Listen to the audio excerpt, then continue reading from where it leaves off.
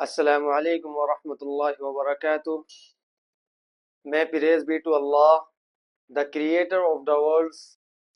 Peace and blessing be upon his Prophet Muhammad sallallahu alaihi wasallam, the head of all messengers, upon his family and on his companions. Dear audience, brothers and sisters and honorable people.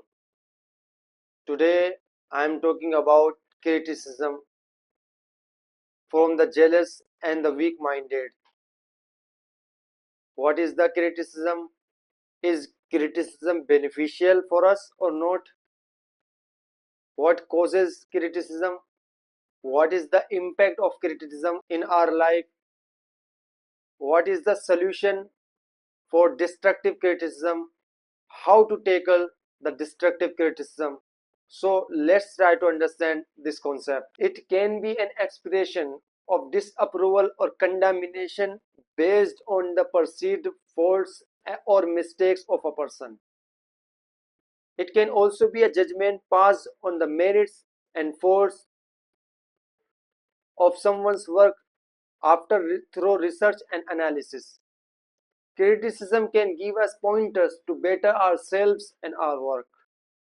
It helps us learn from our mistakes and never repeat the same mistake. Taking criticism positively not only help us improve ourselves but also reduce the stress and improves our mindset. But this depends entirely on the perceived value hidden behind the criticism. These some words on criticism will give you an idea about the right criticism and correct criticism. You will be rewarded if you show forbearance to their criticism and to their impertinent remarks. The more they criticize you, the more you are increased in worth. Because only someone who is unaccomplished has no one who is jealous of him. According to the Arab saying, people do not kick a dead dog. In a poem, if a person reaches the sky with his nobleness, then his enemies will be the numbers of stars in the sky. They shoot at him using a bow with every kind of persecution.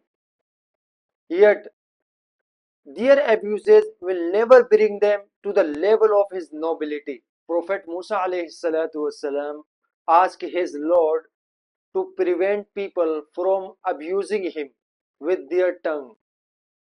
Allah subhanahu wa ta'ala said, O Musa, I have not done so for myself.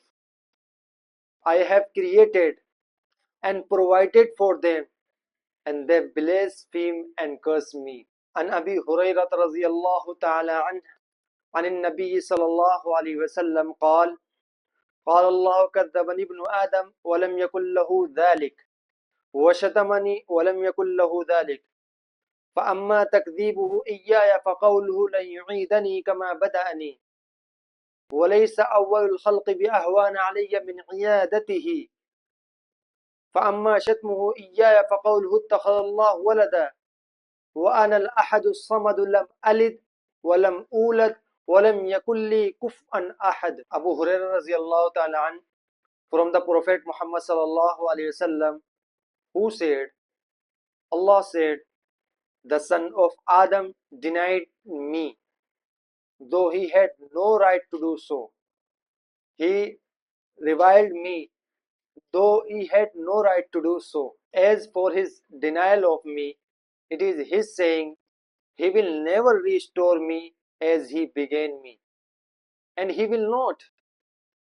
The beginning of creation is easier for him than its repetition. As for his insulting me, it is his saying, Allah has taken a son, and I am the one, the eternal refuge. I have not begotten, nor was I begotten. There is none comparable to me. You may not be able to prevent people attacking from your honor, but you are able to do well, and ultimately to ignore and turn away from their criticism and scorn. Destructive criticism does not achieve anything. as it doesn't seek to honestly bring about any positive change in the person involved. Sometimes people deliberately do so to hurt the other person and demoralize them. In some cases, it can lead to anger and aggression. When you receive destructive criticism from other people, it lowers your self confidence and hurts your pride. Destructive criticism challenges your character, ideas, and ability. On the contrary, constructive criticism offers guidelines and pointers to improve on our mistakes without demoralizing anyone. It highlights our mistakes and shows the path to improvement. So, individual also welcome this kind of criticism and hopefully try to bring about positive change in their personalities. We all are aware that criticism speaks truth instead of bitterness. When we receive any kind of criticism at that point, we find it baseless, but later we think calmly. We realize that that person was right. We all are aware that criticism speaks truth instead of bitterness. One should see themselves from the other person's perspective to take criticism positively.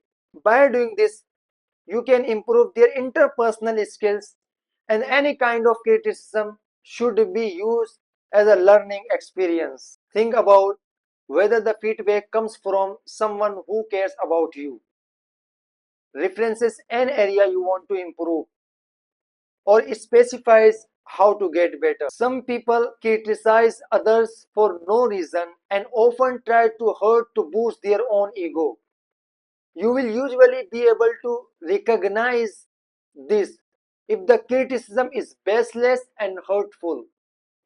It's essential to take the stock of the people in your life who want the best for you. Allah subhanahu wa ta'ala says in the Holy Quran, وَيْلٌ لِكُلِّ هُمَزَةٍ لُمَزَةٍ الَّذِي جَمَعَ مَالًا وَعَدَّدَهُ يَحْسَبُ أَنَّ مَالَهُ أَخْلَدَهُ كَلَّا لَيُنبَذَنَّ فِي الْحُطَمَةِ. What is the message of this verses? The message is, woe to every backbiter and rider who accumulates the wealth and counts it. He thinks that this wealth will make him eternal and last forever. Never. He will certainly be thrown into the crushing fire. A well known Western writer said, do what is right and then turn your back to every vulgar criticism. Forgiveness buries faults. Tolerance is superior. Silence conquers the enemy. And forgiveness is the honor for which you shall be rewarded. If defamatory remarks are printed about you, know that half of those that read such things quickly forget them, while the other halves are uninterested in the first place. So don't create further noise and fuss by disputing what has been said. Don't be bothered. For sickness is a transient state of being. The sin can be forgiven. The debt will be returned. The captive will be released. The beloved one who is abroad will return. The sinner will repent. The poor will be increased in their wealth. Don't be bothered. For do you not see how the black clouds disperse and violent winds subside? Your hardship will be followed by comfort and your future is bright. Don't worry, for the blaze of the sun is extinguished by luxuriant shade. The thirst of noon is refreshed by fresh water. The pangs of hunger find relief by a warm bread. The anxiety of sleeplessness is followed by a calm repose. The pains of sickness are soon forgotten after the return of health. It is only upon you to forbear for a short time and to be patient for a few moments. Don't be sad, for even doctors, wise men, scholars, and poets are weak and unable to defy or change that which has been decreed. Ibn Taymiyyah rahimahullah said, sometimes the heart is in such a state that I say, if the people of paradise experience this, then they indeed have a wonderful life. He said on another occasion, the heart sometimes dances rapturously from the happiness of remembering Allah and of feeling close to Him. He also said on entering prison, as the guard were closing the doors upon him. Allah subhanahu wa ta'ala says in the Holy Quran, فَضْرِبَ بَيْنَهُ بِسُورٍ لَهُ بَابٌ بَاطِنُهُ فِيهِ الرَّحْمَةُ وَظَاهِرُهُ مِنْ قِبَلِهِ الْعَذَابُ. So, the wall will be put up between them with a gate therein. Inside it will be mercy and outside it will be torment. He said while he was in prison, what can my enemies do to me? My garden and my paradise are in my breast. Wherever I go, they are with me. If my enemies kill me, I became a martyr. If they banish me from my country, I go abroad as a tourist. And by imprisoning me, they allow me to have solitude. A wise person once said, what has he found who has lost Allah? And what has he discovered who has found Allah? They can never be equal. The one who has found Allah has found everything. The one who has lost Allah has lost everything. Criticism is not as bad as people think. It entirely depends on people how they take it. People should take it positively as it will provide space for improvement.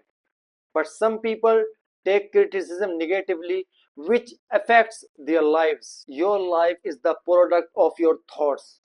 The thoughts that you invest in will have an indelible effect upon your life, regardless of whether they are happy thoughts or miserable thoughts. A poet said, fear does not fill my heart before the occurrence of death, which is fear, and I don't become overly distressed if that event does occur. Jazakumullahu khaira. Wassalamu alaikum wa rahmatullahi wa barakatuh.